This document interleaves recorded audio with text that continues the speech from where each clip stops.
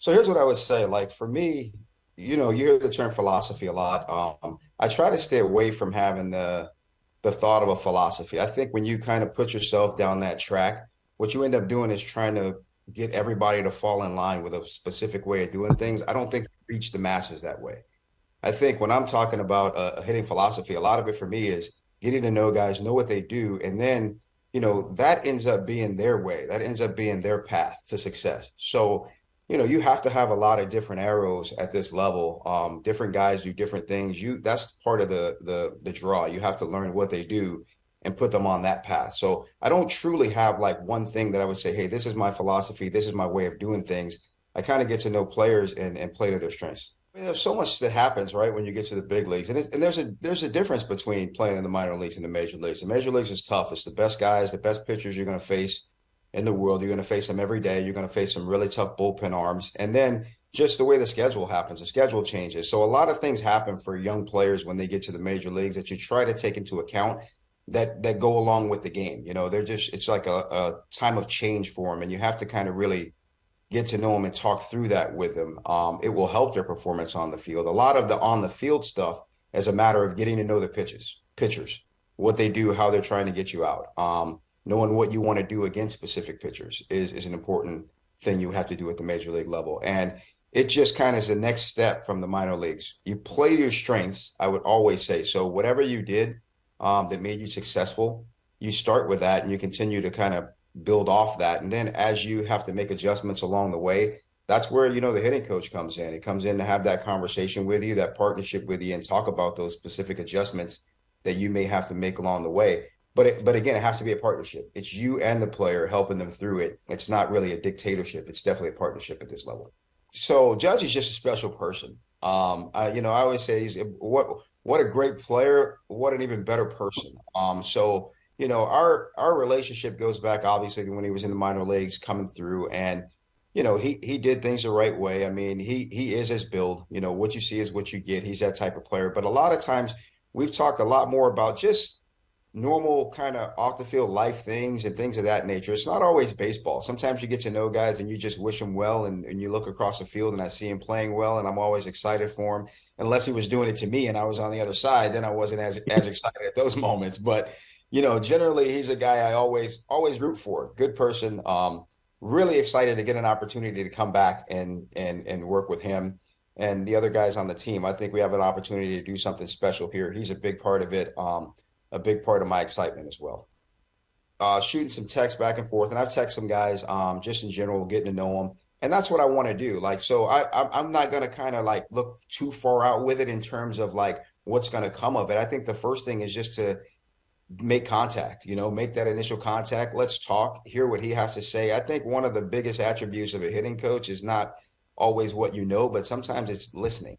Listening's a big key factor in this, hearing guys and understanding where they're coming from, because it'll help you guide the path of success for them at times. So I can't wait. I'm excited about him. I hope he's looking forward to it. We'll sit down, we'll talk, and then we'll kind of go from there. But the first part is just going to be that initial conversation, Brian, and just kind of seeing what he thinks, what he feels, where he wants to go, things that have worked for him, things that haven't, just getting to know him as a human being. And then I think the baseball stuff will take care of itself. One of the elite power guys, around. You see him. So I want to know what he's thinking. I can do like everybody else. I can look at bats, right? Like we all can kind of get a look at an at bat or see something and look at a player and go, man, why would you swing at this pitch, or why did that happen? And sometimes we truly don't know because we don't know what the plan was. So it becomes speculation. We don't know what he was thinking, what he was looking for. There are so many details that go into that game plan or that approach.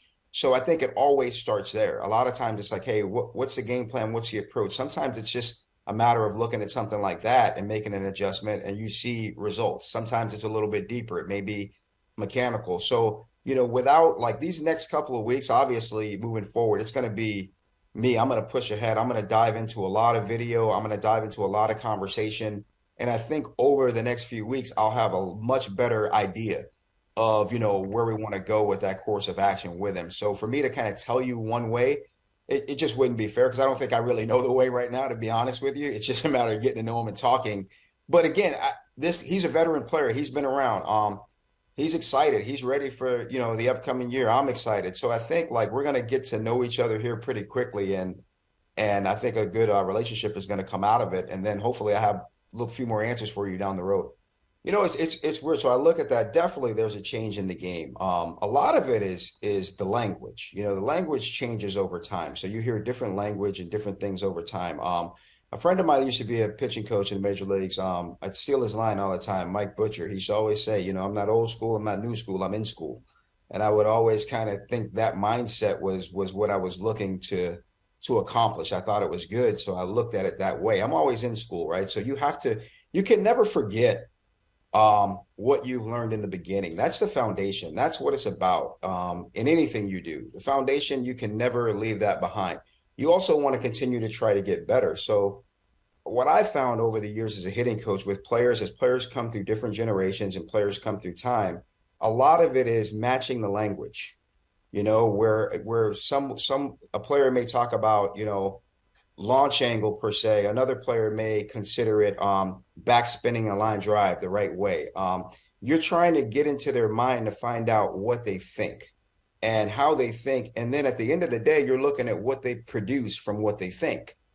So, for me as a hitting coach, again, like I said earlier, I don't have a style, one style.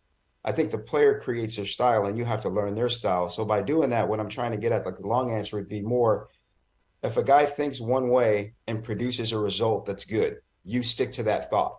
If there's another player who has the exact opposite thought of that and produces a positive result, you stick to that thought. I think your key is you don't pigeonhole a player into your philosophy.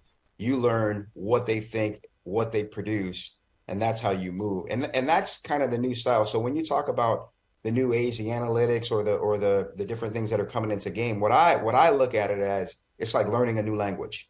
So as a hitting coach, your job is to learn a different language every time because that's the language that may resonate with a specific player. It's not necessarily analytical. It's what language does the player speak, and it's your job to learn that language. I think it's always a balance.